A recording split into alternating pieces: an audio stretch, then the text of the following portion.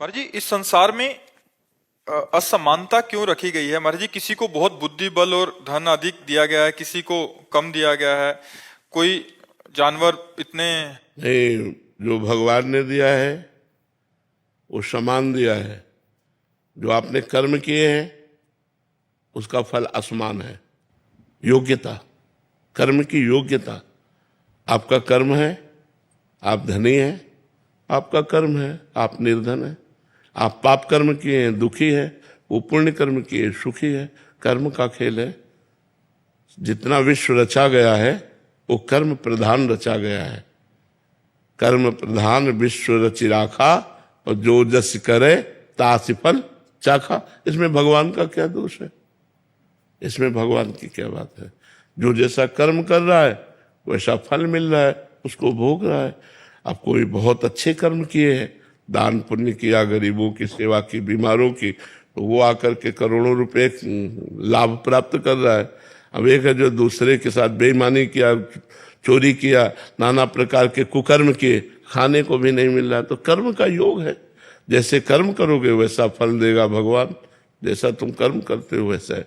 यहाँ संसार विषमता है कर्म के कारण, क्योंकि सब एक जैसे कर्म थोड़ी कर रहे हैं, सब अलग अलग कर्म कर रहे हैं। तो अलग अलग उनका दंड या पुरस्कार, पुण्य या पाप, सुख या दुख, यही फल प्राप्त हो रहा है। तो इसलिए हमें इसमें कोई खास चिंतन नहीं करना। खास चिंतन करना है कि भजन करके हमको अच्छे बनना है।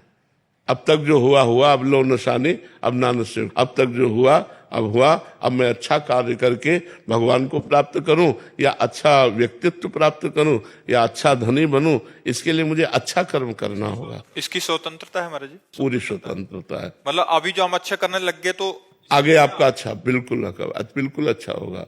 अगर आप पाप कर्म करेंगे तो बिल्कुल दुर्गति हो जाएगी। आज भले आप सुख में हैं, कल आपका समय बहुत दुखी आएगा। आज भले दुख में है, कल आपका बहुत अच्छा समय आएगा यदि आप आज से अच्छा शुरू कर दे। तो समझदारी इसी में कि अभी सुधर जाए, अभी सुधर जाए। अब लो निशानी अब ना नसीब। आज तक जो किया अब आगे नहीं करूंगा, क्योंकि जो बोएंगे वही तो काटेंगे। हम अगर आम लगाएंगे तो आम, बम्बूल लगाएंगे तो कांटा। तो अब लगाते बम्बूल है, चाहते दाग छुआरा है, तो कहाँ से प्राप्त हो? तो हमारे जो कर्म है वो तो बड़े निम्न कोटि के हैं, फल हम बड़ा उच्च कोटि का चाहते हैं। कर्म है दुख देने वाले, फल चाहते हैं, सुख तो कैसे मिल सकता है? कर्म भी वैसा होना चाहिए, तभी हमारी बात बनेगी। अब जैसे आप बहुत मेहनत कर रहे हैं, लेकिन आपका पूर्व प्रारब्ध पाप में है, तो असफलता ही मिलेगी आपको, शोक ही मिलेगा आपको, चिंता ही मिलेगी आपको।